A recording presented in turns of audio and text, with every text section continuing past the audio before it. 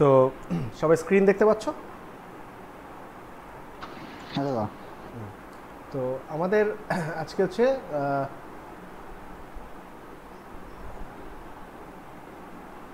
Lecture 3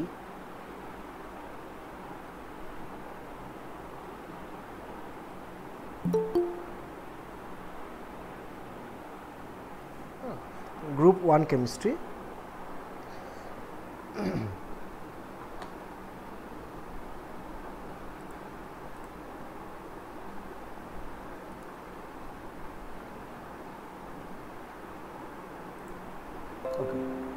তো আমরা প্রথমে আজকে যেটা ডিসকাস করব সেটা হচ্ছে রিঅ্যাকশন উইথ অক্সিজেন। আমরা কেমিক্যাল প্রপার্টিজ নিয়ে আলোচনা করছিলাম। তো লেখো রিঅ্যাকশন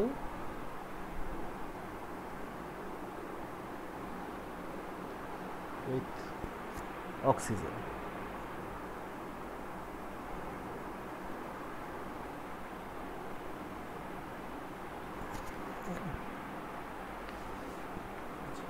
তো রিঅ্যাকশন উইথ অক্সিজেনে আমরা মূলত এখানে তিনটে জিনিস নিয়ে আলোচনা করব। সেগুলো হচ্ছে oxides, peroxides and superoxides.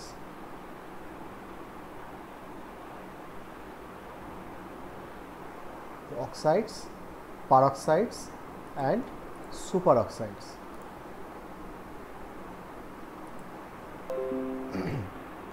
আচ্ছা, তো লিখে নাও, হেডিং দাও যে রিঅ্যাকশন উইথ অক্সিজেন। সেখানে আমরা আলোচনা করব হচ্ছে oxides, peroxides and superoxides. আচ্ছা, অক্সাইডস কাদের বলা হয়? অক্সাইডস মানে O2 মাইনাস, ঠিক আছে? O2 মাইনাস সেটা কীরকম? যদি মেটালের গ্রুপ 2 মেটাল হয় তো সেখানে হবে বা গ্রুপ 1 মেটাল হয় তাহলে সেখানে কী হবে? M2O, কারণ O2 মাইনাস তাহলে দুটো মেটাল লাগবে, M প্লাস লাগবে।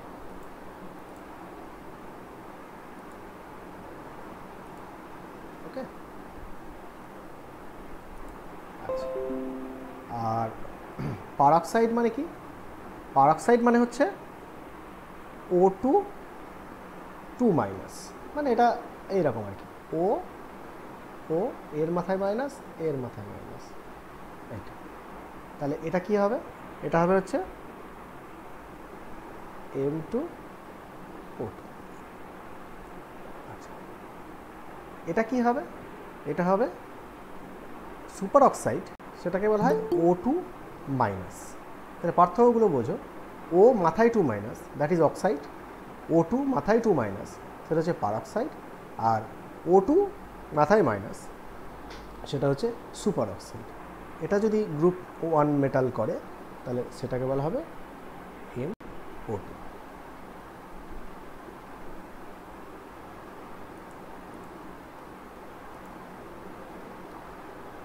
ওকে, এবার দেখো যে এদের মধ্যে যদি সাইজ কম্পেয়ার করা হয়, মানে oxide, peroxide and super oxide, যদি এদের মধ্যে সাইজ কম্পেয়ার করা হয়, তুমি দেখতে পাচ্ছ পারঅক্সাইড অ্যান্ড সুপার অক্সাইড এরা হচ্ছে ডাইনিউক্লিয়ার, মানে দুটো অ্যাটম দিয়ে তৈরি। এখানেও দুটো অ্যাটম দিয়ে তৈরি। তাহলে অবশ্যই এদের ওভারঅল সাইজটা এবং পারঅক্সাইডের ওভারঅল সাইজটা অক্সাইডের থেকে বড় হবে। তাহলে আমি যদি সাইজ কম্পেয়ার করি তাহলে অবশ্যই যেটা আমি বলতে পারি সেটা হচ্ছে size O2 minus and O2 2 minus এরা হচ্ছে গ্রেটার দ্যান O2 মাইনাস। তার মানে এটা হচ্ছে, এরা দুজন হচ্ছে large, peroxide and super oxide হচ্ছে লার্জ, আর এটা হচ্ছে স্মল। ওকে, তাহলে এটা যদি হয় তাহলে এবার আমরা সেই কেমিক্যাল বন্ডিংয়ের আয়নিক বন্ডিংয়ের জায়গাটায় চলে যাই। যে এখানে যে M2O বা M2O2 বা MO2 এরা কি ধরনের কম্পাউন্ড? এরা কি আয়নিক কম্পাউন্ড নাকি এরা covalent compound.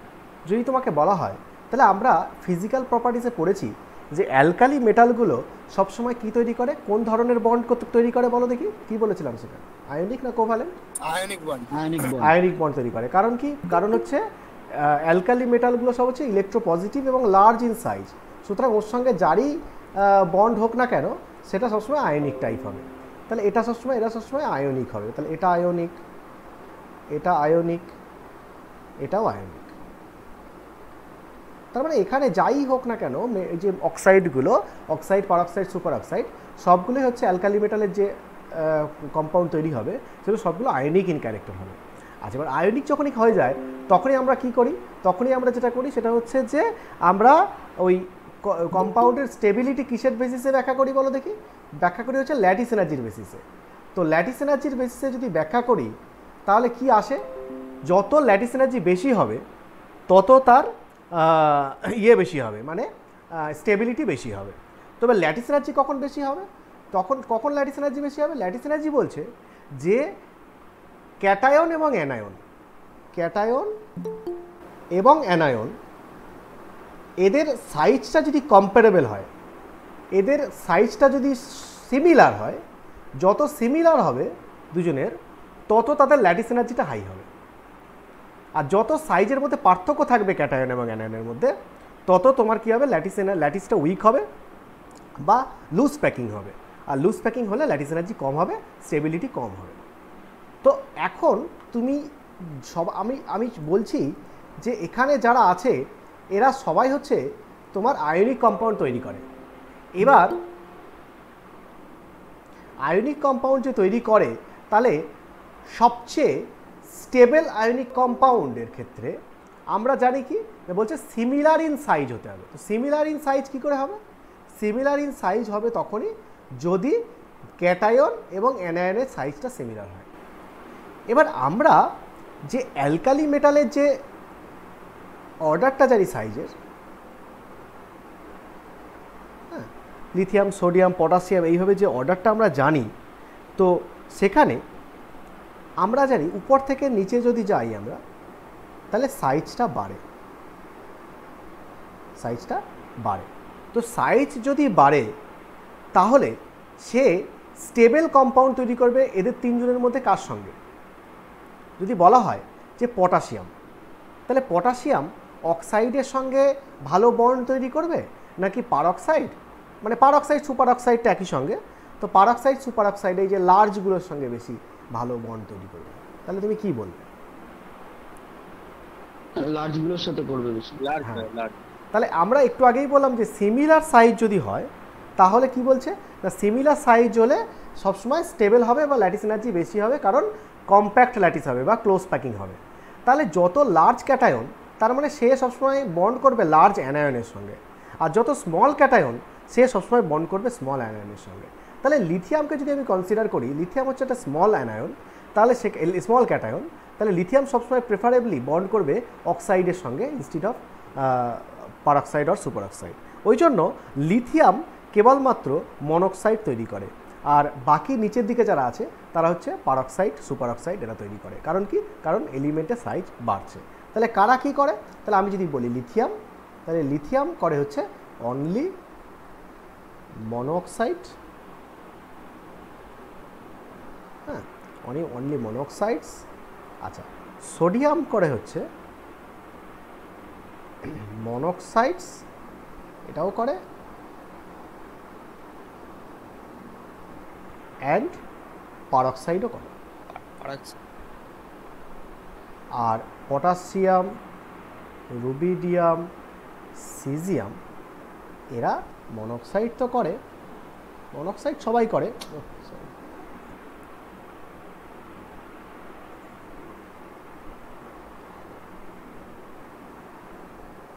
monoxides, peroxides and superoxides.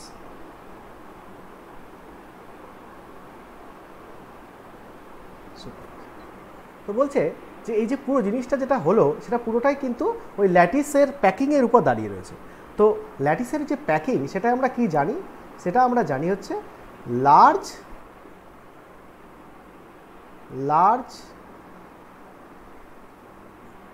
cations are stabilized by large anions, তাহলে এটা যদি হয় তার মানে কেন হয়, কারণ হচ্ছে ক্লোজ প্যাকিং হয়,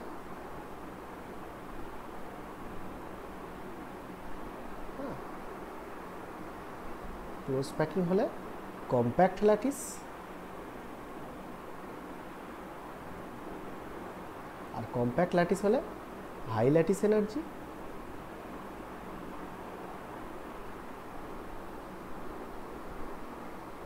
আর হাই ল্যাটিস এনার্জি মানে স্টেবল ল্যাটিস। তো সবাই চায় স্টেবল ল্যাটিস হতে।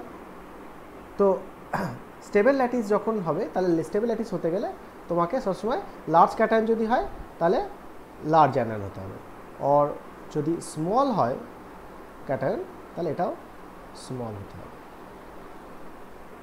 ঠিক আছে? তাহলেই ক্লোজ প্যাকিং হবে এবং কম্প্যাক্ট ল্যাটিস হবে।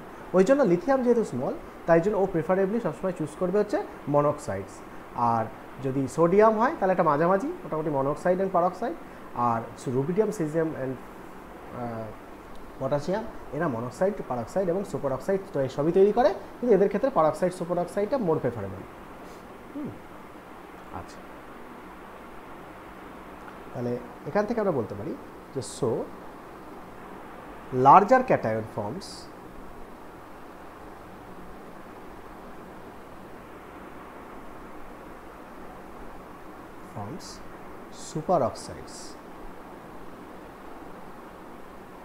superoxides and peroxides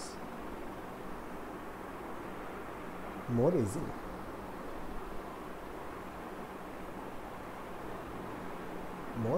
easily. ঠিক আছে, এটা হচ্ছে আমাদের কনক্লুশন এলো। তাহলে এখান থেকে একটা কোশ্চেন আসে, সেটা হচ্ছে যে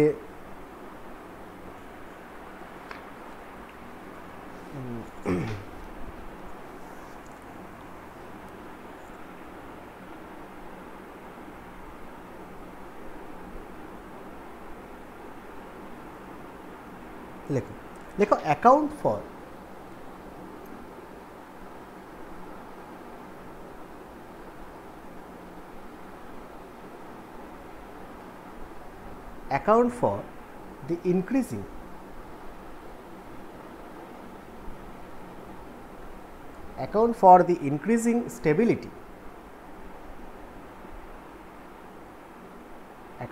the increasing stability of the peroxide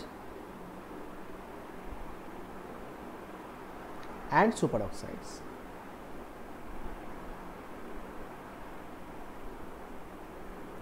superoxides as the size of the alkali metal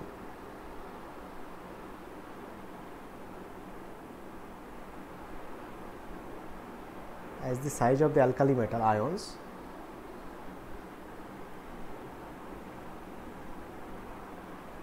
increases. Account for the increasing stability of peroxides and superoxides as the size of alkali metal ion increases. ঠিক আছে, তো alkali মেটালের size বাড়লে বলছে peroxide superoxide করার প্রবণতা বাড়ে। তো এটা কেন? তো এটা একটা অ্যান্সারটা লিখে নাও। দেখো, it may be explained in terms of, answer লেখো, it may be explained in terms of stabilization, of the larger anions, stabilization of the larger anions.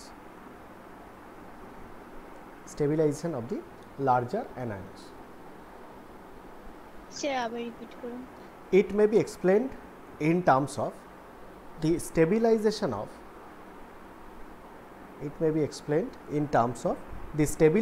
of the larger anions, full stop. Okay, full stop. Larger anions, full stop na, larger anions by larger cations, larger anions by larger cations, full stop. Full stop দিয়ে লেখো, generally larger atoms or ions, generally larger atoms or ions form weaker bonds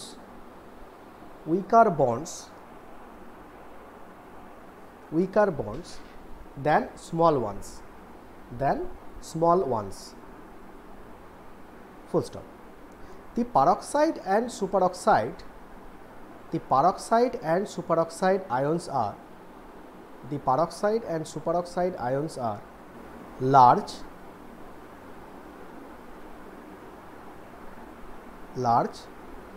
and the stability of the superoxide ions are large and the stability of the superoxides and peroxides, stability of the peroxides and superoxides increases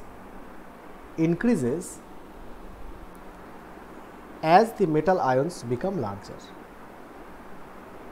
as the metal ions become larger,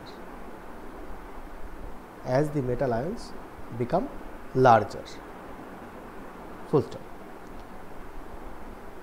This shows that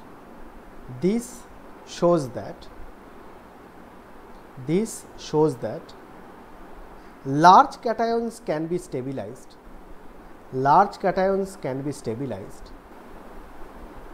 by large anions. This shows that large cations can be stabilized by large anions,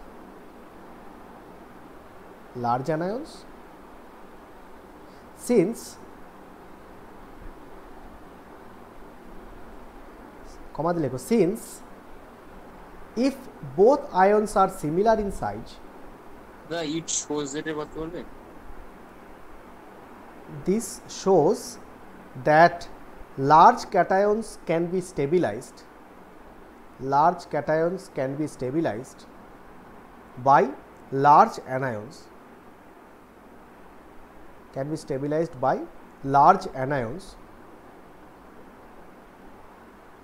comma, since if both ions are similar in size,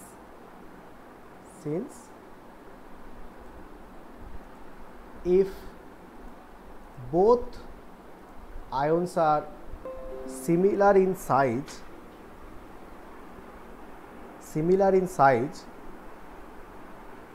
the coordination number will be high,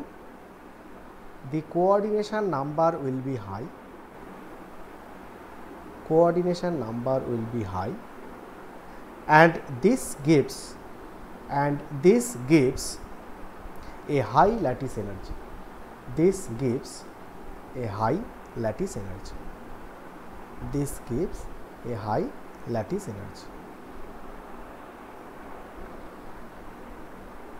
ঠিক আছে?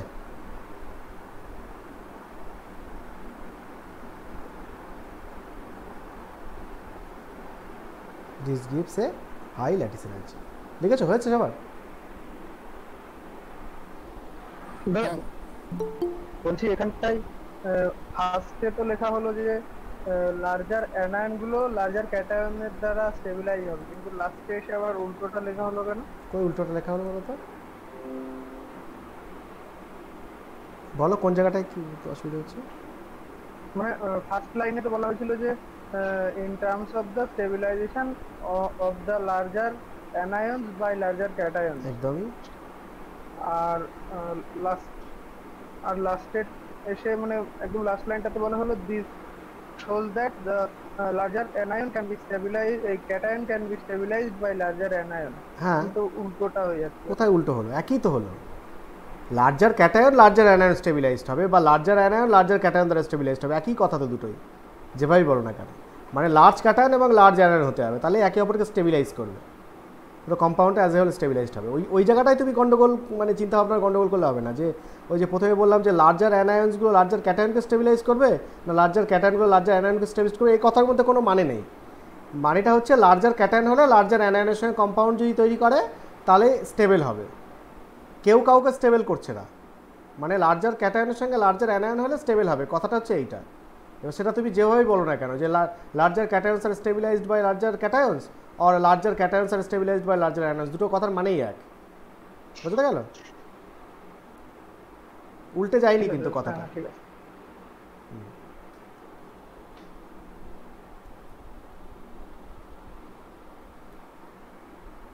আচ্ছা, পরে question, একই question ঘুরিয়ে এসছে আর কি। লেখো why sodium metal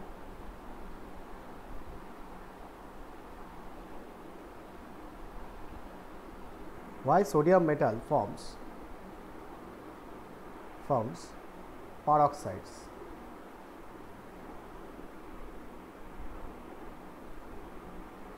In preference to its oxide.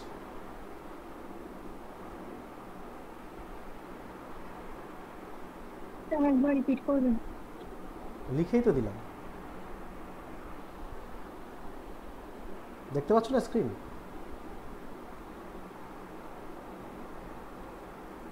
Why sodium metal forms peroxides in preference to its oxides.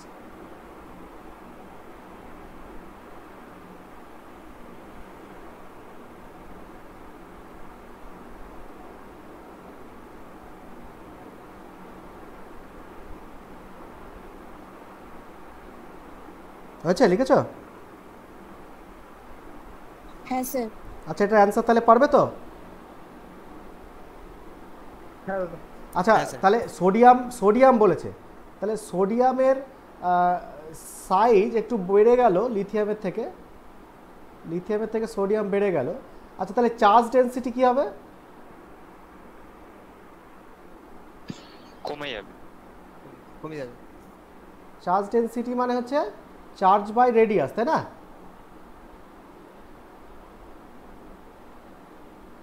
Charge by radius, তা রেডিয়াস যদি বেড়ে যায় তাহলে চার্জ ডেনসিটি কমে যাবে। তাহলে চার্জ ডেনসিটি যদি কমে যায়, মানে এটা প্লাস দিব ক্যাটায়ন সব,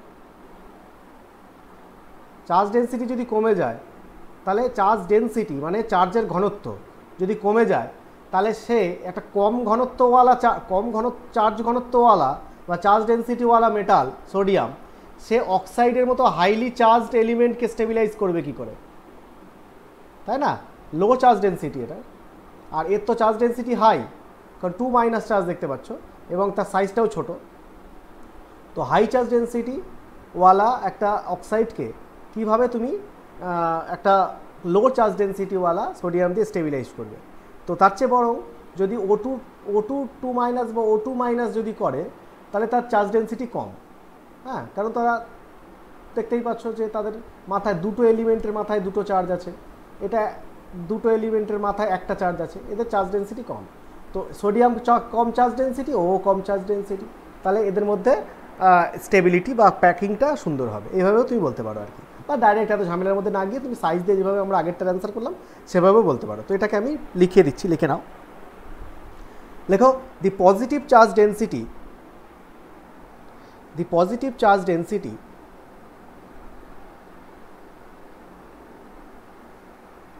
positive charge density around sodium plus, the positive charge density around sodium plus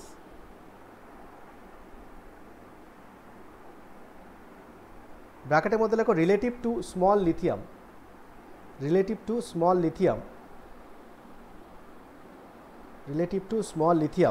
bracket close, relative to small lithium bracket close is small,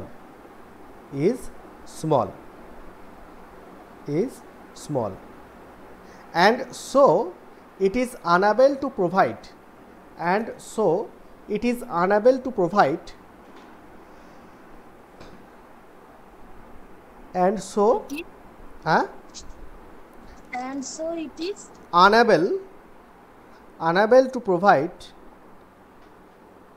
মানে অক্ষম আর কি, unable to provide stability, unable to provide stability to a high electron density oxide ion, to a high electron density oxide ion, high electron density oxide ion, ব্র্যাকেটে ও মাথায় 2 minus, O2 minus, oxide ion ব্র্যাকেটে O2 minus, bracket close, full stop. However, it can easily hold, however, it can easily hold, however, it can easily hold on, however, it can easily hold on to relatively large peroxide ion, to relatively large peroxide ion, large peroxide ion, ব্র্যাকেটে ওই O2 2 minus, bracket close, full stop.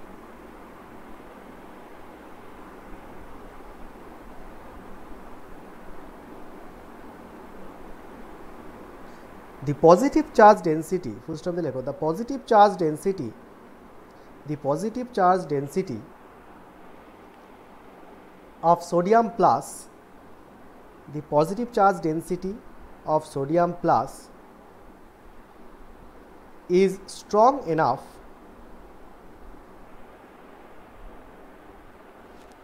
the positive charge density of Na plus is, the positive charge density of Na plus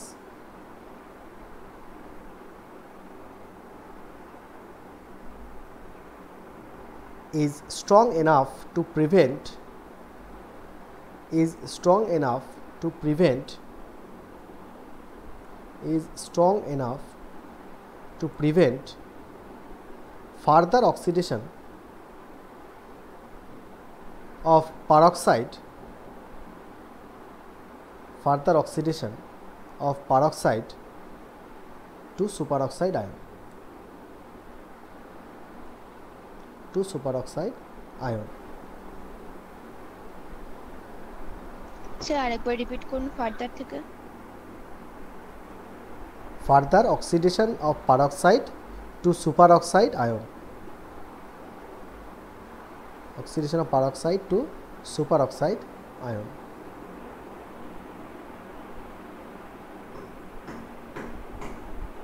ঠিক আছে,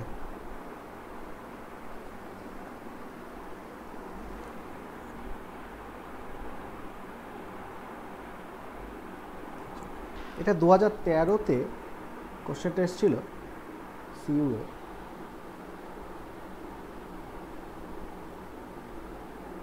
সেখানে বলছে যে on reaction with oxygen,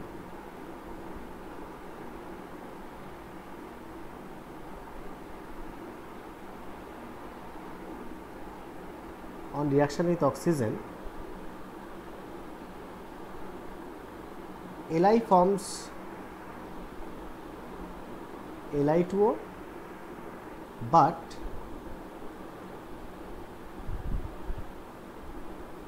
Na forms Na2O2.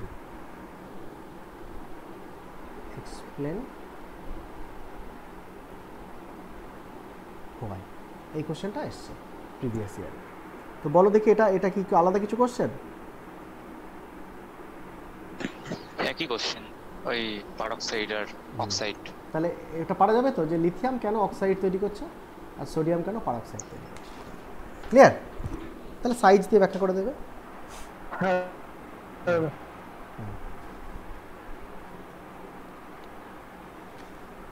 আচ্ছা, এইবার আমরা একটু এদের পারক্সাইড এবং সুপার অক্সাইডের, দেখো এরা পারক্সাইড এবং সুপার অক্সাইডটা হচ্ছে তোমার ডাইনিউক্লিয়ার। তো যখনই ডাইনিউক্লিয়ার হবে তখন তার আমরা এমও আঁকতে পারবো, তাই না? তাহলে যদি এমও আঁকি তো এমও এঁকে আমি সেখান থেকে তার বন্ড অর্ডার, হ্যাঁ, তারপর হচ্ছে তার প্যারাম্যাগনেটিজম ডায়াম্যাগনেটিজম ব্যাখ্যা করতে পারি, পারি কি না? হ্যাঁ দাদা। আচ্ছা, যদি আমি পারক্সাইডটা ডিসকাস করি,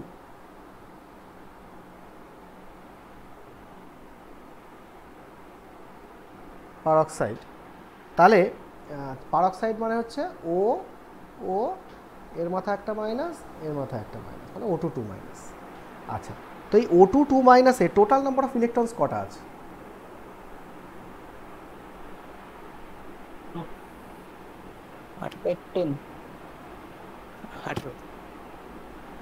18, তাই তো?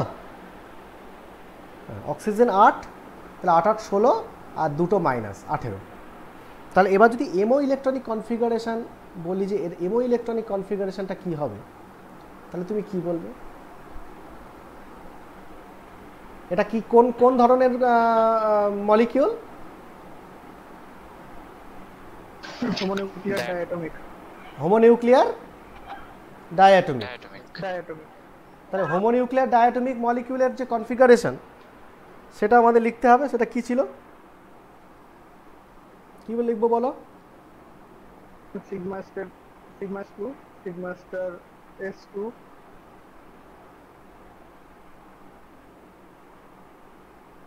হ্যাঁ, তারপর সিগমা PX2। দেখো হাইব্রিডাইজেশনটাকে কনসিডার করে বলবে, ঠিক আছে? তাহলে হবে টোটাল।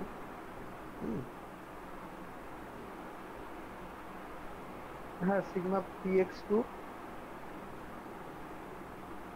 ঠিকঠাক বলছো? সিগমা স্টার 2s হবে।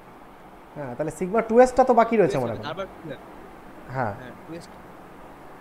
তারপর হচ্ছে সিগমা 2s স্টার 2, তারপর হচ্ছে সিগমা PX বা SPX, sorry, 6 period.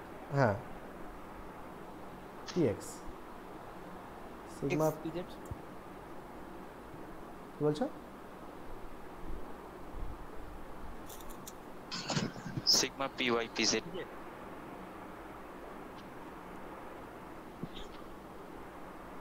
Pi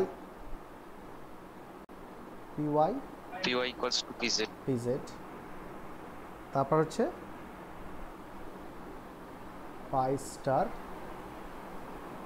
PY equal to pi star PZ। এটা সিম্পলিফাইড আমরা ফর্মে লিখছি আর কি। তারপর আর তাহলে আমাদের হয়ে যাচ্ছে মনে হচ্ছে কটা হচ্ছে? 2 2 4 5 6 7 8 9 10 11 12 13 14 15 16 17 18। তাহলে এটা যদি আমার হয়, তাহলে দেখো এখানে আমার তাহলে আমার হোমোটা কি আসছে?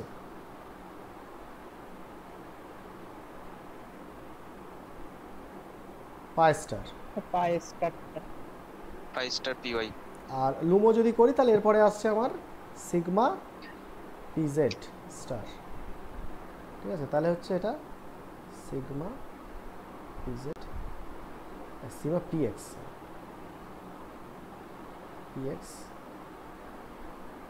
স্টার। আচ্ছা, যাকে সেটা হলো। এবার আমি জানতে চাইছি এখানে বন্ড অর্ডারটা কত আসছে?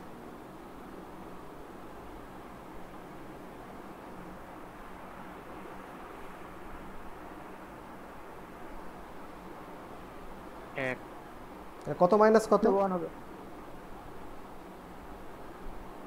2 10 4 minus 6, 10 আচ্ছা minus 10, 8 by 2. বাই 2 মানে 1 আসবে। 1, তাহলে বন্ড অর্ডার হচ্ছে 1। তো আমরা দেখতে পাচ্ছি পারক্সাইডে বন্ড অর্ডার একই আসে। এবার যদি তোমাকে জিজ্ঞেস করা হয় আচ্ছা এটা প্যারাম্যাগনেটিক আর ডায়াম্যাগনেটিক, আনপেয়ার্ড ইলেকট্রন কটা আছে? নেই।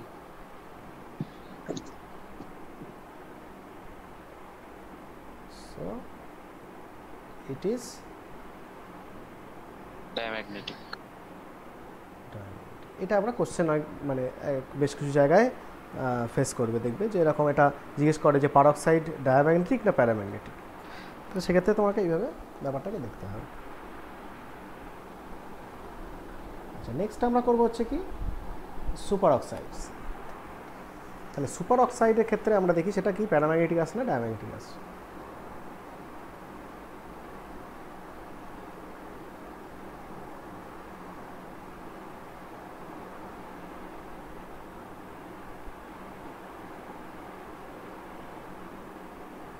সুপার অক্সাইড মানে হচ্ছে ও ও, হ্যাঁ আচ্ছা এটা পুরোটার মাইনাস আর কি।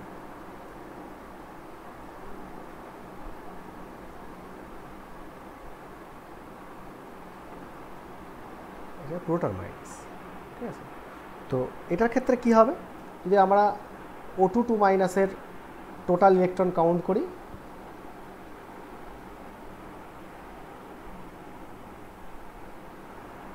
কত হবে?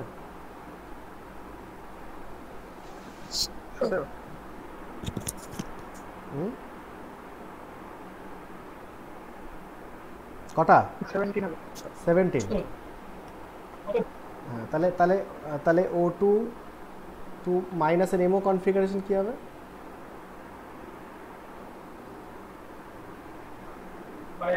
লাস্টেরটা আনপেয়ার থাকবে। তাহলে sigma 1s2 sigma 1s star 2 sigma 2s2 sigma 2s star 2 sigma px 2 পাই py পাই pz 4 5 6 7 8 9 10 11 12 তাহলে 14টা হলো। তারপর হচ্ছে পাই স্টার py পাই স্টার pz, ঠিক আছে। তাহলে কত হবে এখানে?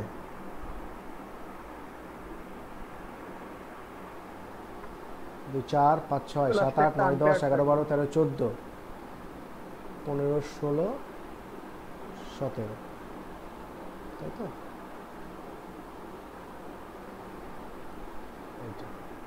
তাহলে এটা হলো। তাহলে যখনই এটা হলো তাহলে আমি দেখতে পাচ্ছি তাহলে এখানে আমার হোমোটা হচ্ছে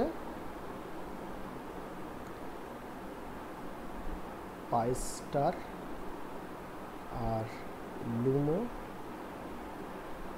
সিগমা px। আচ্ছা বন্ড অর্ডার স্টার হলো, হ্যাঁ কি বলছো? হ্যাঁ স্টার হবে একদম, স্টার হবে তো। আচ্ছা বন্ড অর্ডার কি হবে?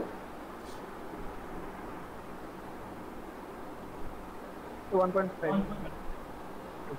তাহলে 10 মাইনাস 2 4 6 7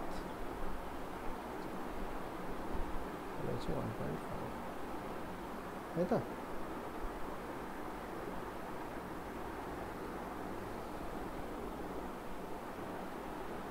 তাহলে সেই মনে আছে সেই 14 থেকে যত বাড়বে প্রতি এক ইলেকট্রন বাড়লে হাফ করে কমবে।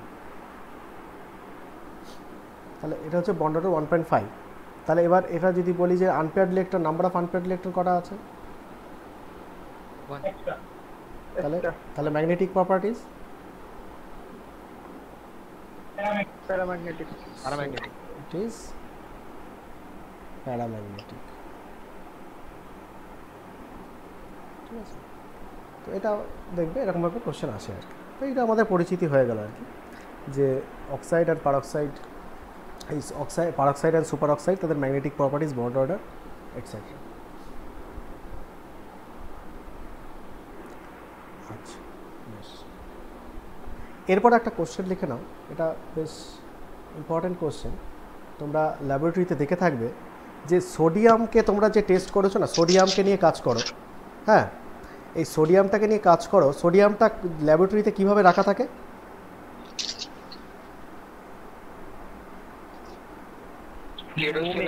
মোমে মুড়িয়ে রাখা থাকে।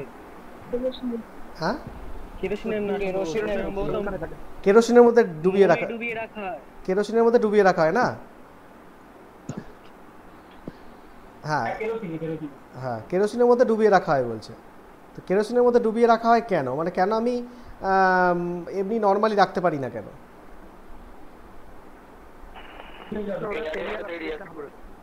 যদি এরকম বলে তোমাকে যে অ্যালকালি মেটালসদেরকে কেন কেরোসিনের মধ্যে রাখা হয়, কেন তাদেরকে ওপেন এয়ারে রাখা যায় না, এখানে একটা কোশ্চেন হয়। যে alkali metals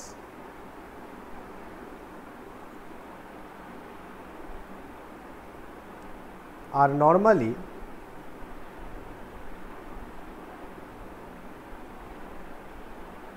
kept in kerosene oil.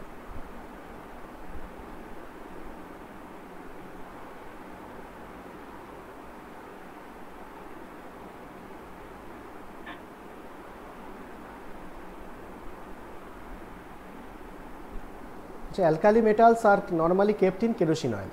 তুমি কি ব্যাখ্যা করবে এটার?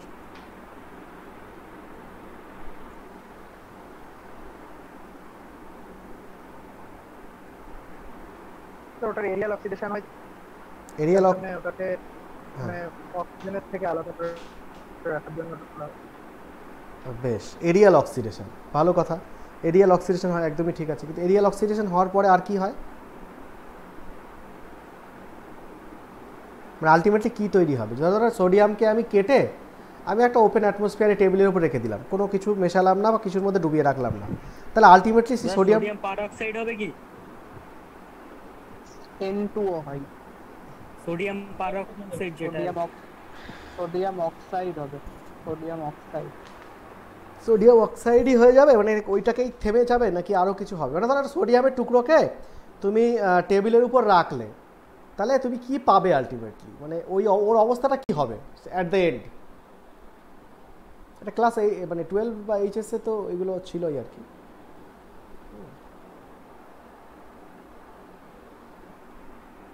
তো ওটা কার্বনেট ফর্ম করবে, একদম এক্স্যাক্টলি কার্বনেট ফর্ম করবে। আলটিমেটলি ওর দশাটা হবে কার্বনেট, ঠিক আছে? তো দেখো কি হয়, ওর অবস্থাটা যেটা হয় সেটা হচ্ছে, প্রথমে যখন তুমি অ্যালকালি মেটালকে, যে কোনো অ্যালকালি মেটালকে তুমি যদি ওপেন এয়ারে রাখো, তাহলে এইরকম একটা রিয়াকশান হয়। এই ধরো M for alkali metal plus বাতাসের অক্সিজেন নিয়ে ও অক্সিডেশন হয়ে যাবে। অক্সিডেশন হয়ে প্রথমে যেটা তৈরি করবে M2O, ঠিক আছে? M2O এটা তৈরি করলো। এবার এই M2Oটা দেখো, বাতাসের তো জলীয় বাষ্প আছে না, তো বাতাসে যে জলীয় বাষ্প আছে সেখান থেকে জল অ্যাবজর্ব করবে। জল অ্যাবজর্ব করে যে সেটা করবে সেটা হচ্ছে প্রথমে হাইড্রক্সাইড তৈরি করবে, তারপরে ওকে। তাহলে এটা হলো, যখনই হাইড্রক্সাইড তৈরি করলো, এই হাইড্রক্সাইডটা 2MOH, বাতাসের কার্বন ডাইঅক্সাইড আছে প্রচুর পরিমাণে, কার্বন ডাইঅক্সাইডের সঙ্গে রিঅ্যাক্ট করে আলটিমেটলি যেটা তৈরি করবে সেটা হচ্ছে M2CO3। এইটা হচ্ছে আলটিমেট প্রোডাক্ট, মেটাল কার্বনেট। তো যে মেটাল কার্বনেট যদি হয়ে যায় একবার, তাহলে তো এটাকে নিয়ে আর কোনো কাজই হবে না, ইউজলেস, ফেলে দেওয়া ছাড়া। তাহলে সোডিয়াম মেটাল যেটা আমার দরকার, সেটা যদি আমি ওপেন অ্যাটমসফিয়ারে রেখে দিই, তাহলে আমি এরকমভাবে মেটাল কার্বনেট লাস্টে পাবো, যেটা কোনো কাজের নয় আমার, ঠিক আছে? তো এই রিয়াকশানটা হয়। ওই জন্য কী হয়, তুমি এটাকে যদি কেরোসিন অয়েলের মধ্যে রাখো, কেরোসিন অয়েলের মধ্যে রাখলে সেখানে সে অক্সিজেন পাচ্ছে না, জল পাচ্ছে না, কার্বন ডাইঅক্সাইডও পাচ্ছে না। ফলে এই পুরো তিনটের যে রিয়াকশান, এই তিনটে রিয়াকশানে কোনোটাই হচ্ছে না। তাহলে যে মেটাল, সে মেটাল অবস্থায় থাকছে। ওই জন্য অ্যালকালি মেটালকে সবসময় তোমার কি করা হয় না, কেরোসিন অয়েলের মধ্যে ডিজলভ করে রাখা হয়। ক্লিয়ার? তাহলে প্রথমে লিখে নাও, লেখো দিস ইজ বিকজ, লেখো this is because in the air, লেখো this is because in the air they are easily oxidized, they are easily oxidized to oxides, they are easily oxidized to oxides which may dissolve, which may dissolve, which may dissolve in the moisture. লাইনটা আরেকবার একটু বলো। This is because in the air, this is because in the air they are easily oxidized to oxides, they are easily oxidized to oxides, oxides which may dissolve in the moisture, which may dissolve in the moisture which may dissolve in the moisture of the air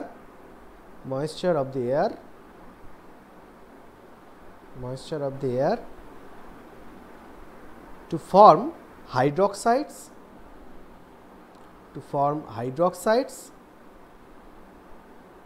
full stop.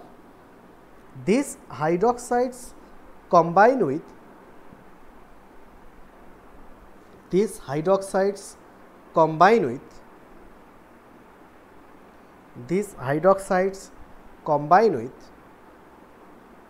CO2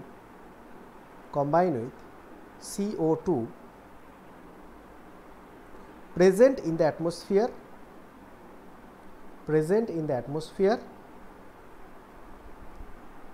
and form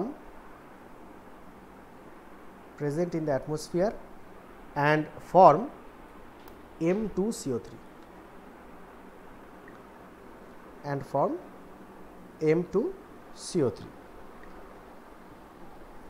দেখেছো?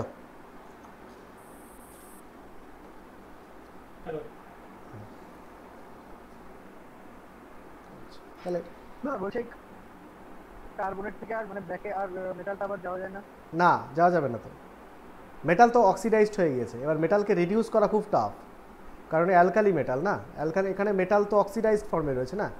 এই মেটালটা ধরো তুমি কিসে আছে, M+, তাহলে M+ হয়ে গেল, oxidised হয়ে গেল।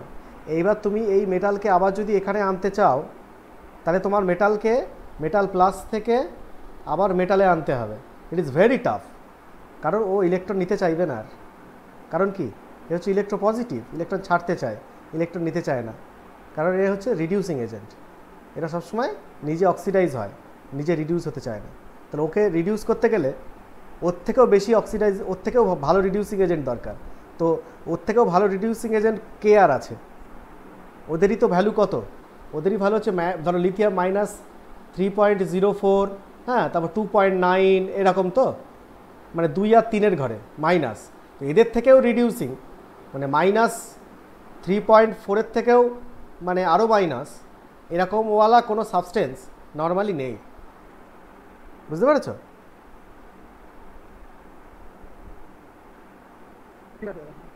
মানে একে একবার এই অক্সিডাইজ হয়ে গেল, মানে একে রিডিউস করাটা খুব tough.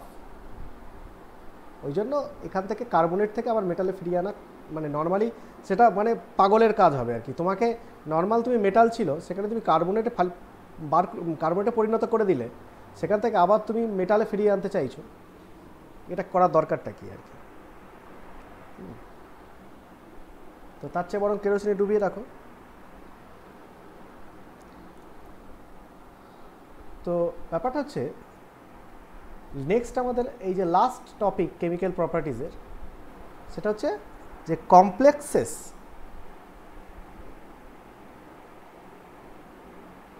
Of alkali metals.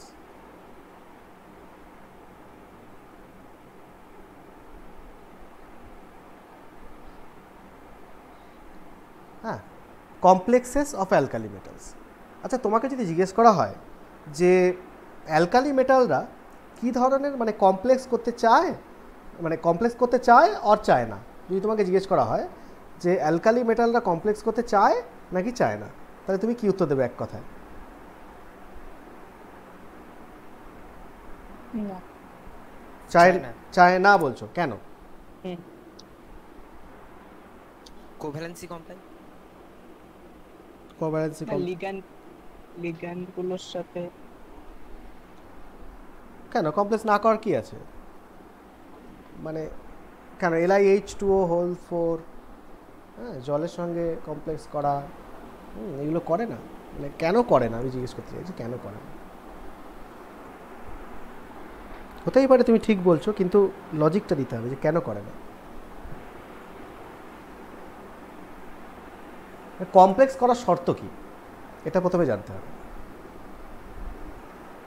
Secondary valency কি, এটা নিয়ে কিছু বলতে হবে? আচ্ছা, কমপ্লেক্স করা মানেটা কি? অ্যাকচুয়ালি মেটাল লিগ্যান্ড বন্ড তো, তাই তো? তো মেটাল আর লিগ্যান্ড এরা দুজন জুড়ে গেলেই তো কমপ্লেক্স হবে। এবার এইটা জুড়বে মানে মেটাল লিগ্যান্ডকে অ্যাট্রাক্ট করবে, এটা কখন? কি শর্তে? একটু হাইড্রেশনটা খেয়াল করো তো, হাইড্রেশন যে মেটাল হাইড্রেশন, হ্যাঁ ধরো হাইড্রেশনটা ধরো কমপ্লেক্স ফর্মেশন, হ্যাঁ তখন হতে পারে। না হ্যাঁ আমি তখন হতে পারে না, আমি বলতে চাইছি যে এই যে হাইড্রেশন কারা বেশি করে, কোন ধরনের মেটাল? আর যাদের স্মল সাইজ, এক্স্যাক্টলি তাহলে সাইজ যত ছোট হবে, তাই তো মেটালের সাইজ অফ মেটাল যত ছোট হবে, অর চার্জ যত বেশি হবে, মানে পজিটিভ চার্জ মেটালের, তাহলে চার্জ ডেনসিটি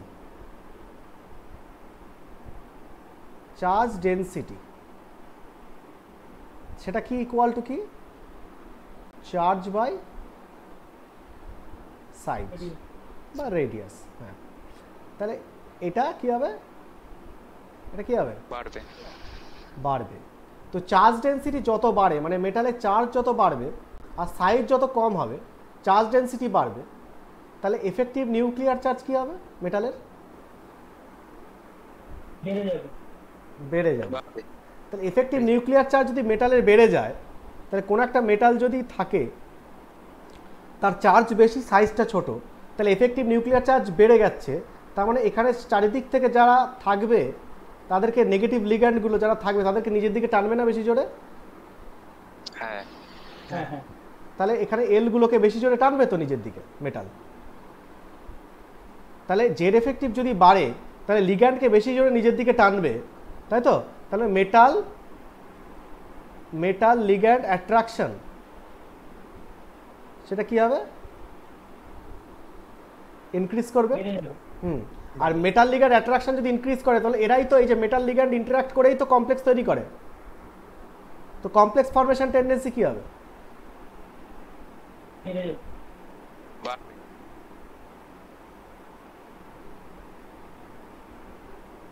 সেটা বাড়বে না। তার মানে কমপ্লেক্স ফর্মেশন টেন্ডেন্সি বেশি কাদের ক্ষেত্রে যদি বলা হয়, তাহলে তুমি কি বলবে? চার্জ ডেনসিটি বেশি যাদের। হ্যাঁ, তো চার্জ ডেনসিটি সাইজ যাদের ছোট, হ্যাঁ সাইজ যাদের ছোট। এবার অ্যালকালি মেটাল, এই যে অ্যালকালি মেটাল যাদেরকে নিয়ে আমরা এত আলোচনা করছি, এদের পিরিয়ডিক টেবিলের যে পজিশন সেটা হচ্ছে একদম প্রথমে, তাই তো? গ্রুপ 1। তো এদের সাইজ কি? আমরা বারবার কি বলে আসছি, এই গ্রুপটার সাইজ কি বাকিদের তুলনায়? এদিক থেকে সাইজ তুলনায় বাড়ছে যত এদিকে যাব। হ্যাঁ, তাহলে এরা হচ্ছে লার্জেস্ট সাইজ না? যে কোনো পিরিয়ডের মধ্যে এরা সবচেয়ে লার্জেস্ট সাইজ। তো লার্জেস্ট সাইজ যদি হয়, আবার চার্জও কি? চার্জ হাই লেস, +1 তো, পজিটিভ চার্জ তো কম, +1 তো মাত্র। তাহলে চার্জ কম, সাইজ বড়, তাহলে চার্জ ডেনসিটি কি? কমে যাবে। হ্যাঁ, তার মানে এখান থেকে আমরা বলতে পারি লো চার্জ ডেনসিটি।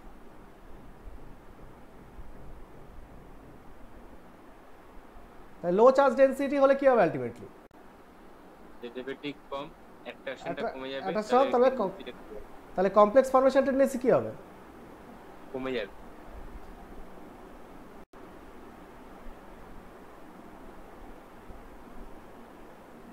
লেস।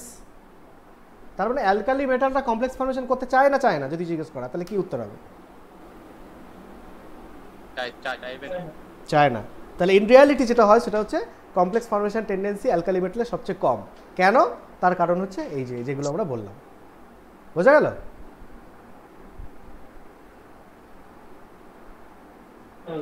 তো ওই জন্য তুমি দেখবে অ্যালকালি মেটালের কমপ্লেক্স তৈরি করছে এরকম তুমি খুব রেয়ার দেখতেই পাবে না তেমন অ্যালকালি মেটালের কমপ্লেক্স। আমরা পাই না তো, আমরা যা কমপ্লেক্স পাই ট্রানজিশন মেটালের কমপ্লেক্স পাই, মানে ডি ব্লকের। অ্যালকালি মেটালের কমপ্লেক্স দেখতে পাই ওই কয়েকটা খুব আনস্টেবল, জল টলের সঙ্গে একটু জুড়ে টুড়ে থাকে আর কি, ঠিক আছে? কিন্তু নর্মালি অ্যালকালি মেটালের কোনো কমপ্লেক্স তুমি পাবে না। তুমি যত ঘটো দেখবে যে তুমি আলটিমেটলি ওই ট্রানজিশন মেটালের প্রচুর পরিমাণে কমপ্লেক্স পাবে, অ্যালকালি মেটালে কমপ্লেক্স পাবে না। তো অ্যালকালি মেটালে কেন কমপ্লেক্স পাবে না সেটা হচ্ছে লজিক এটা। এবার যদি তোমাকে বলা হয় যে এদের মধ্যে আবার অ্যালকালি মেটাল করে না, ঠিক আছে, কিন্তু এদের মধ্যে আবার ভালো কম যেটুকু করে আর কি, সেটা যদি বিচার করা হয় তাহলে তাদের মধ্যে সবচেয়ে ভালো কমপ্লেক্স ফর্মেশন টেন্ডেন্সি কী হবে? লিথিয়ামের বেশি।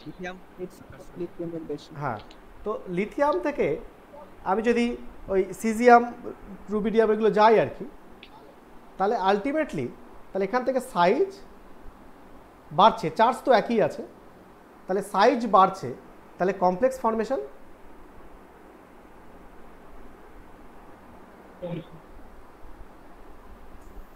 কমবে। তো এদের মধ্যে একমাত্র হচ্ছে এই যে লিথিয়ামের দিকে যারা আছে, লিথিয়াম টিথিয়াম, এরা লিটল বিট কমপ্লেক্স তৈরি করে, কিন্তু সিজিয়ামের দিকে যত যাবে তাহলে কমপ্লেক্স ফর্মেশন টেন্ডেন্সি একদম কম। ওই জন্য লিথিয়াম একটু আধটু কমপ্লেক্স তৈরি করে আর কি, যেহেতু ছোট সাইজ। বুঝতে পারছি?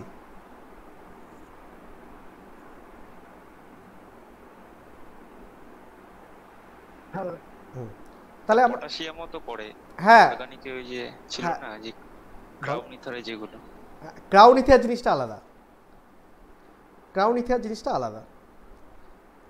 আচ্ছা, হ্যাঁ আমরা ক্রাউন ইথারটা আমি ডিসকাস করছি পরে।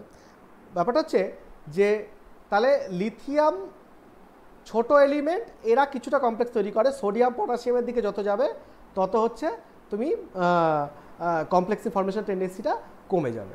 তুমি যেটা ক্রাউন ইথার বলছো, ক্রাউন ইথারের ক্ষেত্রে যেটা হয় সেটা হচ্ছে তুমি লিথিয়াম যদি হয়, লিথিয়ামের ক্ষেত্রে আমরা দেখবে নোটে দেওয়াই রয়েছে, লিথিয়ামের ক্ষেত্রে তুমি তার যা সাইজ সেই অনুযায়ী তোমাকে ক্রাউন বানাতে হবে। তাহলে সেখানে দেখবে 12 ক্রাউন 4 লাগে। হ্যাঁ, তো সেখানে লিথিয়ামটা ট্র্যাপড হয়, ওখানে ট্র্যাপড হওয়ার ব্যাপার। আচ্ছা, সোডিয়ামের যা সাইজ, সোডিয়াম একটু সাইজে বড় বলে ক্রাউনটা একটু বড় লাগে, সেখানে 15 ক্রাউন 5 লাগে। আবার পটাশিয়াম আরও সাইজে বড়, তো ওখানে ওকে ট্র্যাপ করতে গেলে আরও বড় ক্রাউন লাগে, মানে 18 ক্রাউন 6 লাগে ওখানে। তো সেই ব্যাপারটা আলাদা। ওটা হচ্ছে ক্রাউন অ্যাকচুয়ালি যেটা করে, একটা কেজ, একটা খাঁচা তৈরি করে, তার মধ্যে মেটালকে তুমি ট্র্যাপ করছো। এবার খাঁচায় মেটালকে ট্র্যাপ করতে গেলে খাঁচা মেটালের যেমন সাইজ তেমন তোমার খাঁচা বানাতে হবে। যেমন এই মাছ ধরার সময় জাল দেখবে এক এক ধরনের মাছের জন্য জাল এক এক রকম হয়। কেন? কারণ তাকে ট্র্যাপ করতে গেলে সেই রকম সাইজের তোমার জালের যে পোরোসিটি, ছিদ্রটা সেরকম রাখতে হবে, নাহলে তো মাছ গলে বেরিয়ে যাবে। তো ব্যাপারটা হচ্ছে ক্রাউনের জিনিসটা আলাদা। ক্রাউনের জিনিসটা হচ্ছে যেমন মেটালের সাইজ সেই মেটাল অনুযায়ী তোমাকে ক্রাউন বানাতে হবে, যাতে করে সেই মেটালকে আমি একদম সুন্দরভাবে ট্র্যাপ করতে পারি। ঠিক আছে? তো পটাশিয়ামের জন্য তুমি যেটা বলছো, পটাশিয়ামের ক্রাউনে যায়, সে তো সোডিয়ামও যায়, লিথিয়ামও যায় ক্রাউনে। তো পটাশিয়াম যেহেতু বড় সাইজ তাহলে বড় ক্রাউন লাগবে, লিথিয়াম যেহেতু ছোট সাইজ তাহলে ছোট ক্রাউন লাগবে। এই হচ্ছে ব্যাপার। ওটা কমপ্লেক্সেশনের সঙ্গে খুব একটা রিলেটেড নয় আর কি।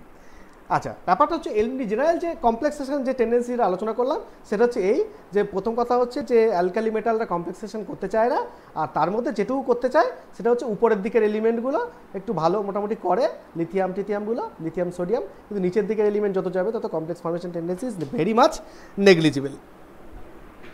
তো এটা একটু লিখে নেওয়া যাক যে অ্যালকালি মেটালের কমপ্লেক্সেশন সম্বন্ধে তোমাকে যদি জিজ্ঞেস করে তাহলে তুমি কি বলবে? লেখো, এই পুরো জিনিসটা লিখে নিয়েছো? হ্যাঁ, পুরো লিখে নেবে, তাহলে পরে সমস্যা হবে। তাহলে এটাকে আমরা একটু ল্যাঙ্গুয়েজ লিখি আর কি। লেখো, because of their low positive charge, because of their low positive charge, because of their low positive charge, because of their low positive charge, bracket +1, and relatively large ionic radii, and relatively large ionic radii, large ionic radii, alkali metal cations, alkali metal cations, alkali metal cations have only a weak tendency, only a weak tendency to react with, only a weak tendency to react with simple Lewis bases, simple Lewis bases, simple Lewis bases আরেকবার repeat করবেন because of their low positive charge bracket +1 and relatively large ionic radii, alkali metal cations have alkali metal cations have alkali metal cations have only a weak tendency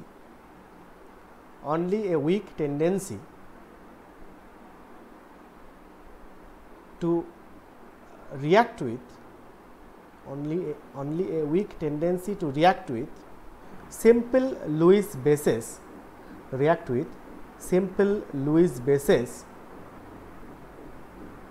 to form metal complexes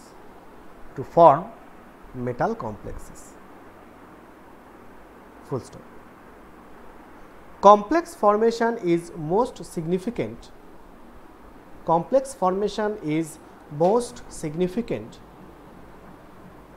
for the smallest cation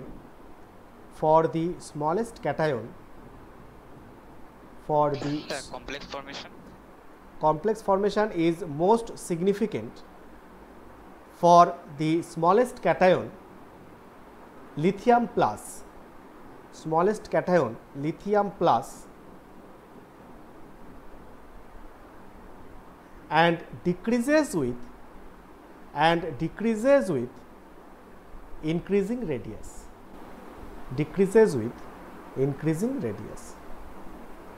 full stop. In aqueous solution and decreases with increasing radius full stop. In aqueous solution, comma, for example, lithium plus forms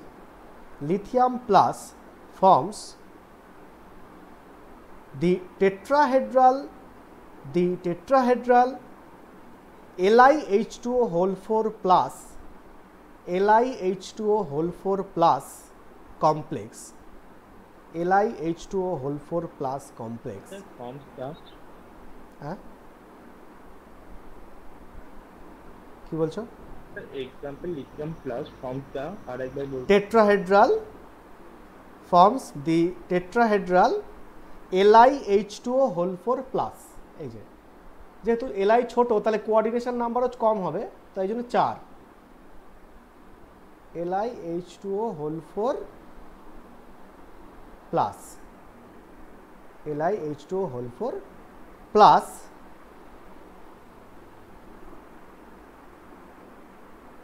complex full stop. In contrast the larger alkali metal cations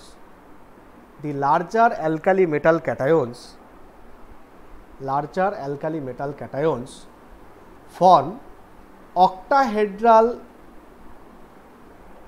MH2O whole 6 plus complexes. MH2O octahedral MH2O whole 6 plus complexes full stop.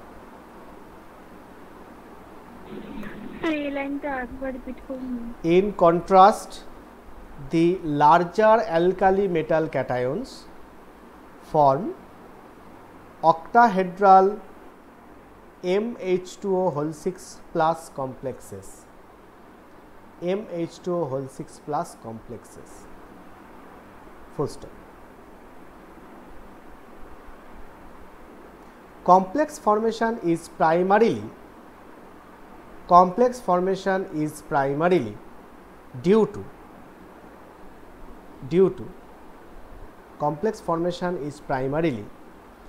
to the electrostatic interaction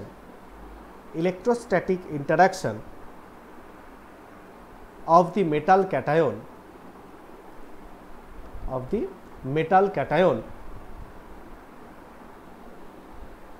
with polar water molecules. with polar water molecules. Okay, polar water molecules. Of the metal cation. Metal cation with polar water molecules.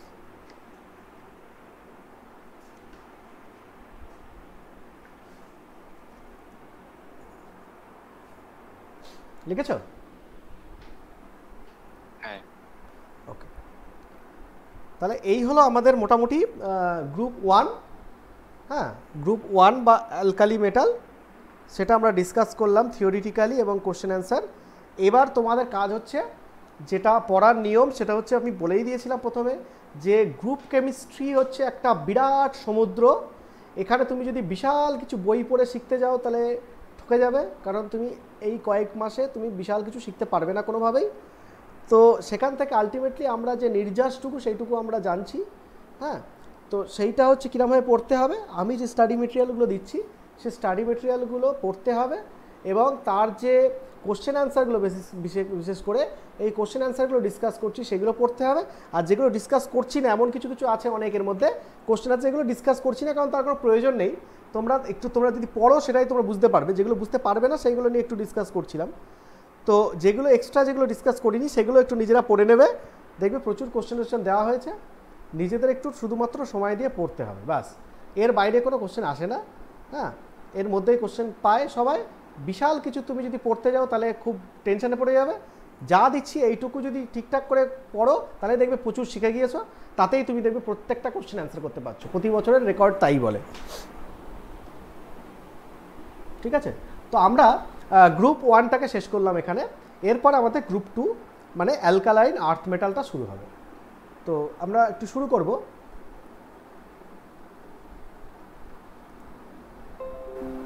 কতক্ষণ time হয়েছে? আমরা আজকে just একটা ইন্ট্রোডাকশানটা দিয়ে করবো আর কি, নাকি? না, ঠিক টাইম তো আছে এখনো, ঠিক আছে, টাইম আছে এখনো। তাহলে আমরা গ্রুপ 2টা শুরু করি।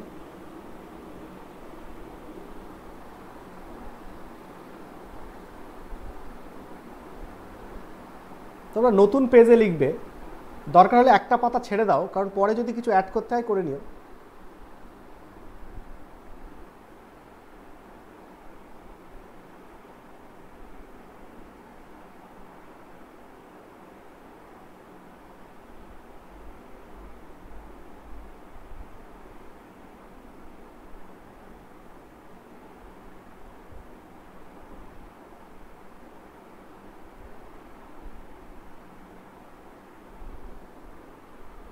Group 2, the alkaline earth metal.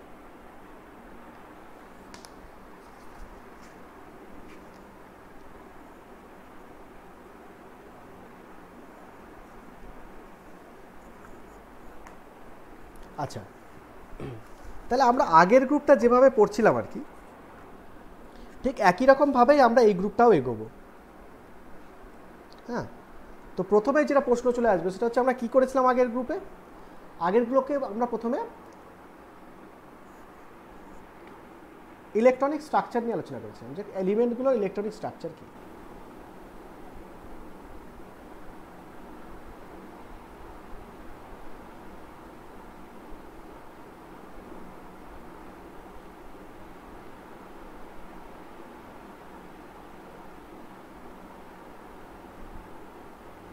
আচ্ছা, প্রথমে যেটা জানবো সেটা হচ্ছে এদের মধ্যে কি কি এলিমেন্ট আছে।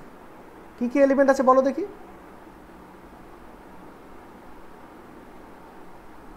বেরিলিয়াম,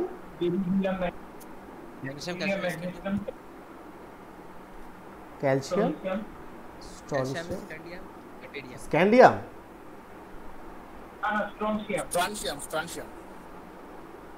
রাহুল বাবু বলছে স্ক্যান্ডিয়াম।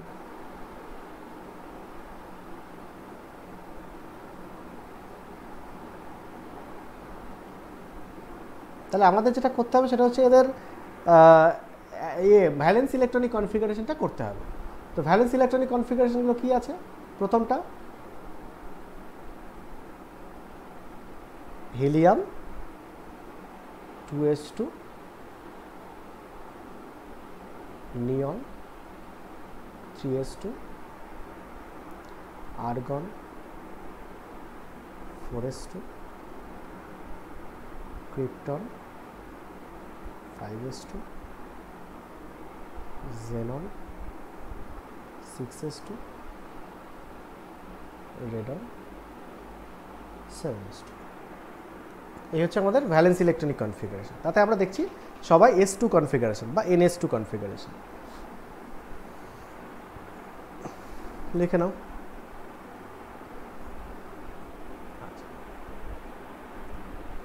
তারপর এদিকটা আমরা ডিসকাস করেছিলাম যে abundance.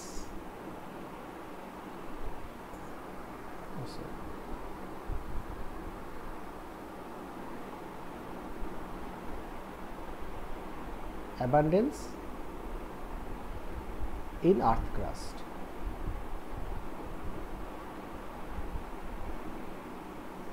Abundance in earth crust.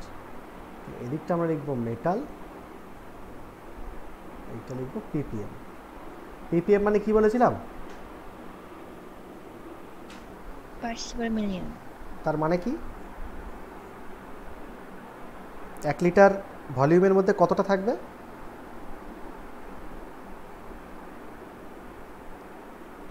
Sir 1 milligram. 1 milligram.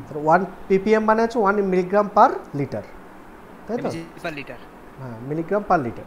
আচ্ছা, তাহলে আমরা যদি দেখি যে বেরিলিয়াম, আর্থ ক্রাস্টের মধ্যে বেরিলিয়াম কতটা আছে?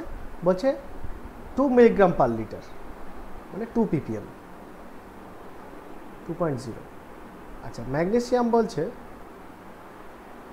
27,640। আচ্ছা, ক্যালসিয়াম আছে হচ্ছে 46600। স্ট্রনসিয়াম 384। আর লাস্ট হচ্ছে 1.3 × 10⁻⁻6। তাহলে এদের মধ্যে সবচেয়ে বেশি অ্যাবান্ডেন্স কার বেশি? মাঝখানে বেরিয়াম বাদ গেল। ও, বেরিয়াম বাদ গেল না, এটা হচ্ছে বেরিয়াম হচ্ছে 390।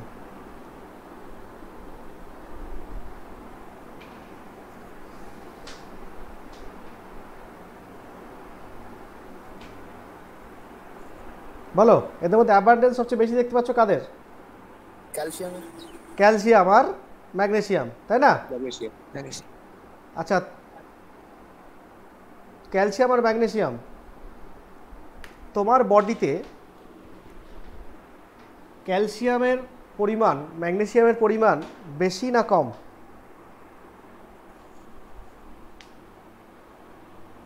ক্যালসিয়াম বেশি। মানে আমাদের বডিতে ক্যালসিয়াম তো বেশি থাকবে, হাড়ে থাকে। তাহলে ক্যালসিয়াম বেশি তো। হ্যাঁ। আর এনভায়রনমেন্টে বলছে আর্থ ক্রাস্টেও বেশি, ঠিক কি না? আচ্ছা, আগের দিন আমরা গ্রুপ 1-এ সোডিয়াম সবচেয়ে বেশি পেয়েছিলাম না? হ্যাঁ, সোডিয়াম। আর তোমার বডিতে সোডিয়াম বেশি না কম? লবণ বেশি। সারা দেহেই তো নুন, হ্যাঁ বেশি, তাই তো? তাহলে প্রচুর পরিমাণ সোডিয়াম তোমার বডিতে আছে। আবার প্রকৃতিতেও প্রচুর পরিমাণে সোডিয়াম আছে। তোমার বডিতে প্রচুর ক্যালসিয়াম ম্যাগনেসিয়াম আছে, প্রকৃতিতেও প্রচুর পরিমাণে ক্যালসিয়াম ম্যাগনেসিয়াম আছে। এর থেকে কি প্রমাণিত হয়?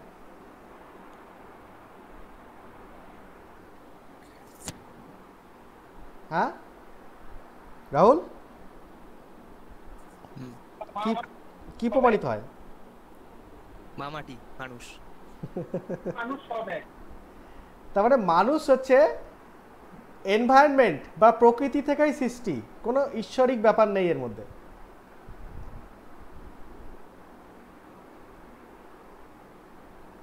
অবাক হয়ে গেলে নাকি? ও রাহুল,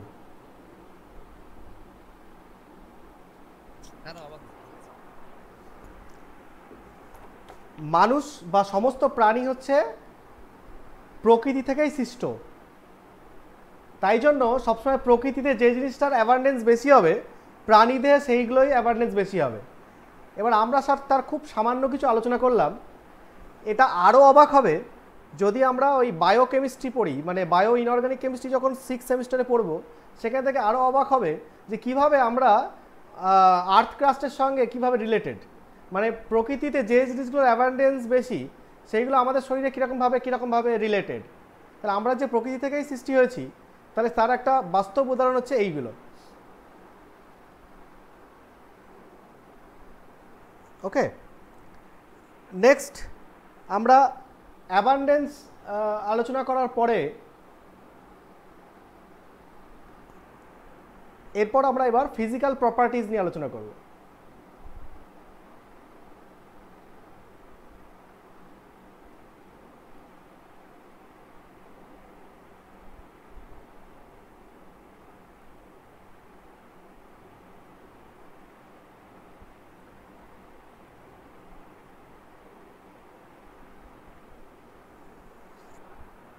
আচ্ছা, ফিজিক্যাল প্রপার্টিজে প্রথমেই আমরা প্রথমে যেটা ডিসকাস করব সেটা হচ্ছে যে ফর্মেশন অফ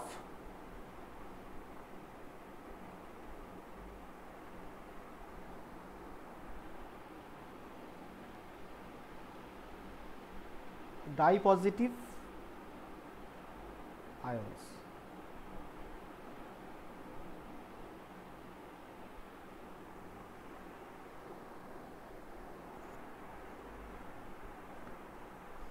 তাহলে এটা হচ্ছে যে ফর্মেশন অফ ডাইপজিটিভ আয়ন, এটা আমরা কি করে ব্যাখ্যা করব? দেখো, আমরা দেখলাম যে এদের জেনারেল ইলেকট্রনিক কনফিগারেশন হচ্ছে মেটালের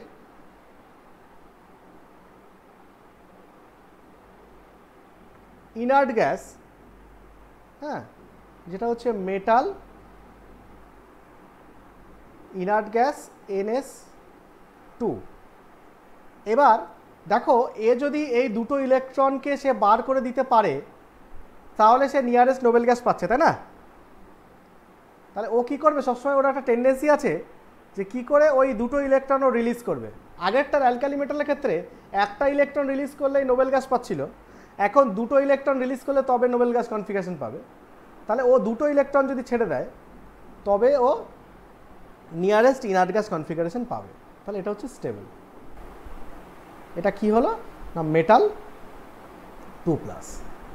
এবার এখান থেকে ফার্দার আবার যদি ইলেকট্রন রিলিজ করে তাহলে এখানে একটা ব্রেকডাউন অফ স্টেবল কনফিগারেশন হয়ে যাচ্ছে।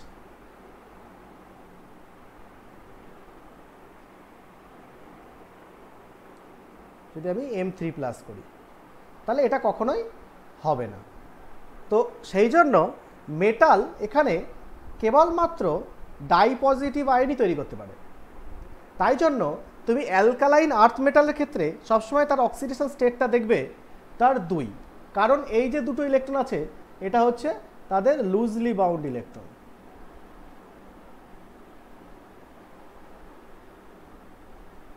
লুজলি বাউন্ড ইলেকট্রন, তাহলে এই লুজলি বাউন্ড ইলেকট্রনগুলো কি হবে? এটা তারা সহজে রিলিজ করতে পারবে আর কি। তো সবচেয়ে সহজে যেহেতু রিলিজ করে দিতে পারে তাই জন্য এরা সহজে M2+ আয়ন তৈরি করে এবং এদের জেনারেল অক্সিডেশন স্টেট হচ্ছে +2। এটা লেখো।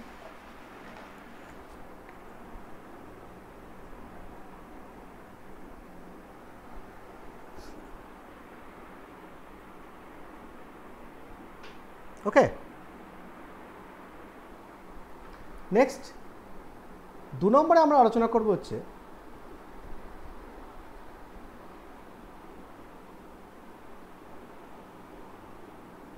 Ionisation energy. তাহলে এর আয়োনাইজেশন এনার্জি যদি জিজ্ঞেস করা হয় তাহলে অবভিয়াসলি সাইজ যদি আমি কম্পেয়ার করি তাহলে সাইজ কি আছে? সাইজ যেটা আছে সেটা হচ্ছে গ্রুপ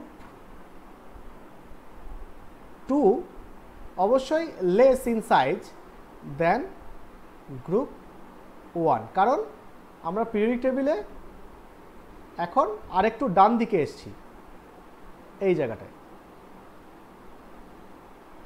গ্রুপ 2, এটা ছিল আমার গ্রুপ 1। তাহলে যখনই আমি ডান দিকে যাচ্ছি তাহলে আমার সাইজটা কমে যাবে। আচ্ছা, সাইজ যদি কমে যায় তাহলে এই যে এটা হলো গ্রুপ 1-এর সাইজটা গ্রুপ 2-এর সাইজের থেকে বড়, মানে গ্রুপ 2টা ছোট, তাহলে ইলেকট্রনসগুলো এখানে আগের থেকে টাইটলি বাউন্ড না লুজলি বাউন্ড যদি বলা হয় গ্রুপ 1-এর তুলনায়, তাহলে কি বলবে? Tightly bound. তাহলে এখানে লিখতে হবে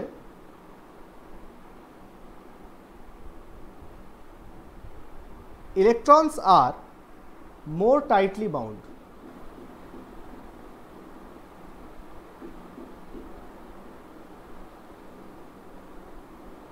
More tightly bound. আর তাহলে more tightly bound যদি হয় তাহলে IE ionization energy of group 2 সেটা কি হবে গ্রুপ 1 এর তুলনায়? I of group 1. ওকে, তাহলে গ্রুপ 2 এর আয়োনাইজেশন এনার্জিটা হচ্ছে বেশি অ্যাজ কম্পেয়ার টু গ্রুপ 1। আচ্ছা, এবার গ্রুপ 2 এর তো সবসময় দুটো আয়োনাইজেশন এনার্জি থাকবে, কারণ ওর ফার্স্ট একটা হয়ে M+ হবে, আবার একটা রিলিজ করে M2+ হবে। তো আমি যদি একটু ডেটাটা দেখি তাহলে ব্যাপারটা এরকম জিনিস দাঁড়ায়: beryllium, magnesium, calcium, strontium and barium. রেডিয়ামটা করছি না তার কারণ রেডিও অ্যাক্টিভ। আচ্ছা, IE1, IE2, তাহলে এটা হচ্ছে 899। হ্যাঁ, ডাউন দ্য গ্রুপে কি হবে, কমবে না বাড়বে?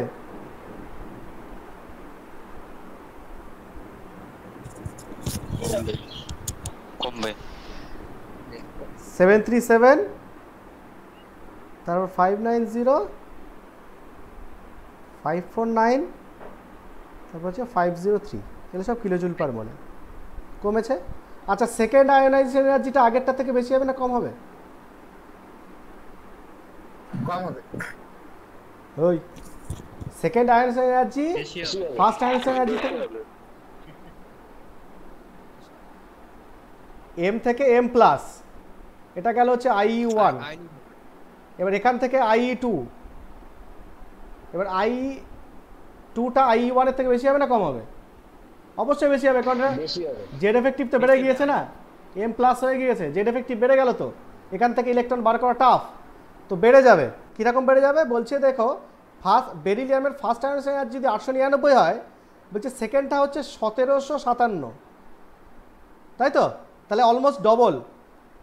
আচ্ছা, এটা 700 ছিল 37, এটা হয়ে গেল 1450, এটাও অলমোস্ট ডবল।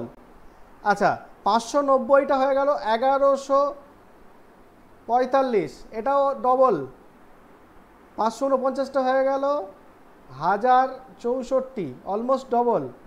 503টা হয়ে গেল 965, এটাও অলমোস্ট ডবল। ঠিক আছে, ওকে, এগুলো সব কিলোজুল পার মোল।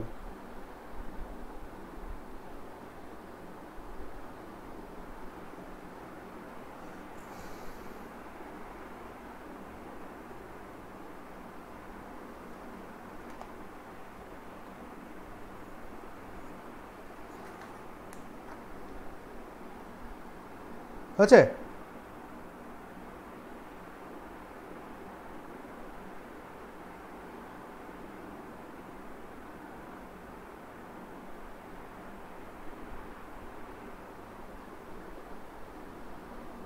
লিখেছ? হ্যাঁ স্যার। আচ্ছা, এটা গেল হচ্ছে আয়োনাইজেশন এনার্জি। আমরা এরকম বেশ কিছু জিনিস আগের দিনের মতো, মানে গ্রুপ 1-এর মতো ডিসকাস করে নেব, তারপর আমরা মেন কোশ্চেনগুলো ডিসকাস করব। তো এরপর হচ্ছে এটা গেল 2 নম্বর। এবার 3 নম্বর,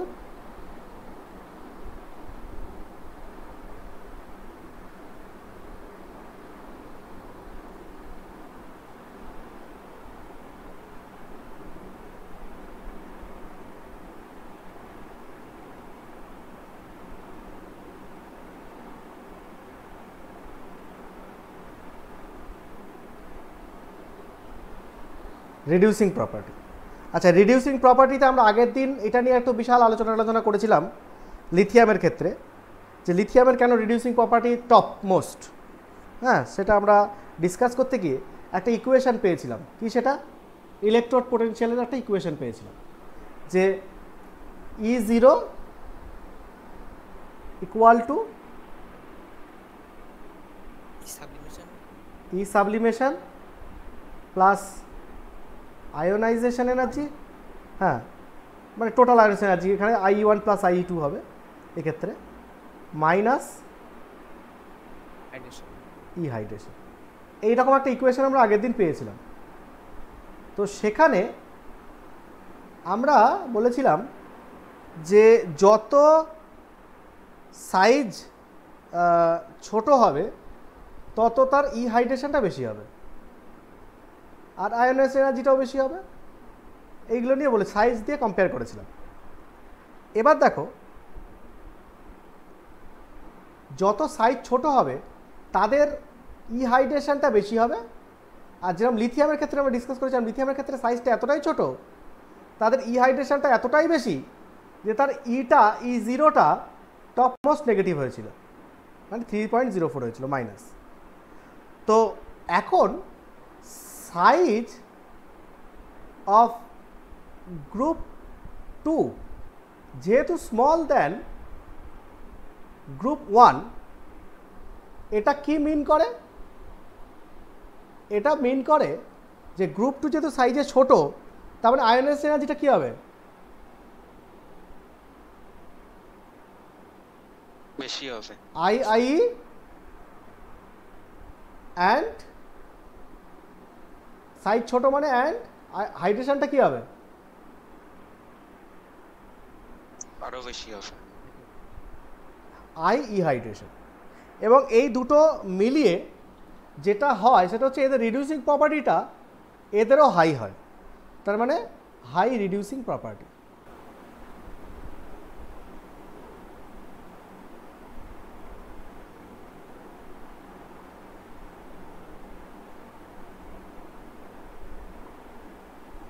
high reducing property like group 1,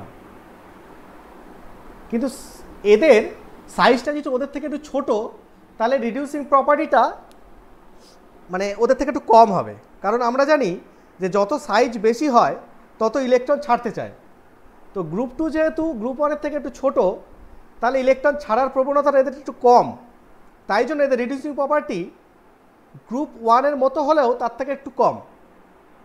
তাহলে এদের যে E0 ভ্যালুটা গ্রুপ 1-এর থেকে বেশি নেগেটিভ হবে না কম নেগেটিভ হবে?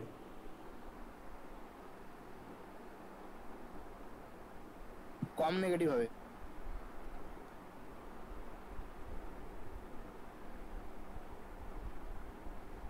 হ্যাঁ, তাহলে বাট লেস দ্যান গ্রুপ 1।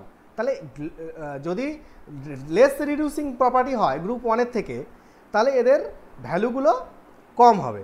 তো একটু ভ্যালুগুলো দেখে নিই, যে এদের E0 যে ভ্যালুটা সেটা হচ্ছে M2+M, সেটার বেরিলিয়ামের ক্ষেত্রে বলছে -1.85, ওদের ছিল সে 2-এর ঘরে, হ্যাঁ 2.99 ছিল এরকম। আর লিথিয়ামের তো ছিল 3.04। ম্যাগনেসিয়াম বলছে -2.34, ক্যালসিয়াম বলছে -2.87, স্ট্রনসিয়াম -1.89, এখানে আবার একটু কমে গেল। আর বেরিয়াম সেটা হচ্ছে -2.90, আর রেডিয়াম মাইনাস 2.9। ঠিক আছে, এই কোথায় কোথায় যে ড্রপ হচ্ছে এইগুলো কিন্তু এই ইকুয়েশন থেকেই আসছে আর কি। এখানে কোথাও হয়তো হাইড্রোজেন এনার্জি একটু কম বেশি বা আয়নোজেন এনার্জিটা একটু কম বেশির জন্য এই E0টা একটু কম বেশি হচ্ছে মাঝে মাঝে, কিন্তু নর্মালি যেটা হচ্ছে উপর থেকে নিচে আলটিমেটলি যদি জেনারেলি দেখি তাহলে সে কিন্তু বাড়ছে, তার মানে reducing property increases generally. Down the গ্রুপে যদি আমি দেখি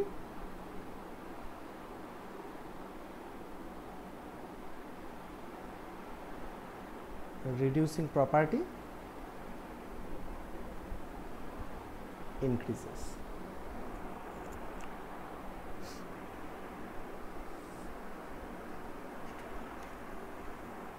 ঠিক আছে, দাদা বলছি ওই আয়নাইজেশন এনার্জিটা দুটো ধরবো তো? কোনটা? I1 আর I, ওই যে আয়নাইজেশন এনার্জি মানে এখানে কথা বলছো? এখানে এখানকার হাই আই এগুলো না, এগুলো তোমাদের রেডক্সে এটা ভালো করে জানার দরকার, আমি বলেছিলাম সেই সময়। এখানে E0টা দেওয়া রয়েছে ভোল্ট পার ইলেকট্রন, সবসময় ইউনিট হয় E0 হচ্ছে ভোল্ট পার ইলেকট্রন, মানে একটা ইলেকট্রন। আয়নাইজেশন এনার্জিটা বলছি। হ্যাঁ আয়নোজেন এনার্জি বলো। হ্যাঁ ওটা কি ওই দুখানাই ধরবো দুটো মানে I1 প্লাস I2? হ্যাঁ হ্যাঁ এইখানে তো এখানে হ্যাঁ হ্যাঁ এখানে টোটাল গ্রুপ 2 এর ক্ষেত্রে টোটাল আয়নোজেন এনার্জি মানে I1 তো বেশি হয়ে যাবে। হ্যাঁ তো বেশি হবে কি হচ্ছে, সাইজটাও তো কমে যাচ্ছে, সাইজটা কমে গেলে এটাও তো বেড়ে যাচ্ছে। গ্রুপ 2 সাইজে ছোট তো গ্রুপ 1 এর থেকে, তো গ্রুপ 1 এই যে ওই জন্য তো লিখলাম যে গ্রুপ 2টা সাইজে ছোট, হ্যাঁ আবার ডাই পজিটিভ, তাহলে হাই আই হবে তো। আবার সাইজে ছোট হওয়ার জন্য হাই ই রে ই হাই সাইজে ছোট তো, তাহলে হাই ই হাইড্রেশনও তো হবে, তাহলে তো সেই ব্যাপারটা একই রকমই হয়ে গেল না। আয়নোজেন এনার্জিও বাড়ছে, ই হাইড্রেশনও বাড়ছে গ্রুপ 2 এর ক্ষেত্রে গ্রুপ 1 এর তুলনায়।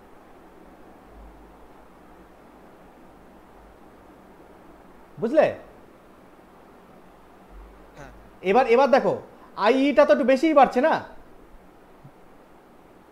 দুটো যোগ করছো অনেকটা বেশি বাড়ছে, ওই জন্য তো ভ্যালুটা কমে গেল, পজিটিভ ভ্যালুটা বেড়ে যাচ্ছে অনেকটাই, তাই জন্য তাহলে E0টা কি হয়ে যাবে, 0-র দিকে যাবে না?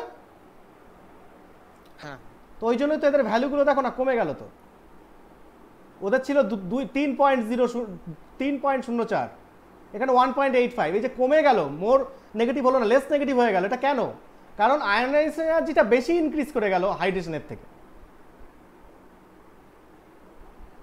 বুঝতে পারছি? হ্যাঁ সবাই বুঝতে পারছো?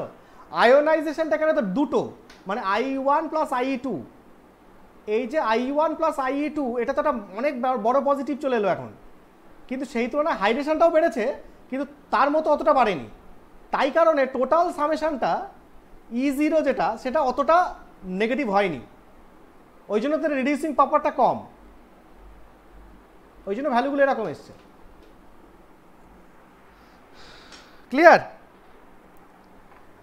তাহলে এই হচ্ছে আমাদের মোটামুটি একটা আলোচনা আমরা আজকে করলাম গ্রুপ 2 নিয়ে।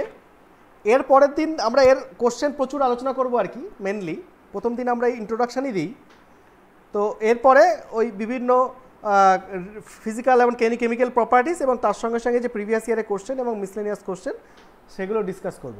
তো আজকে আমরা এখানেই শেষ করব।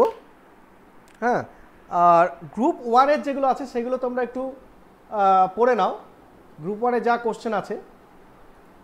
আর গ্রুপ 1-এ যেটা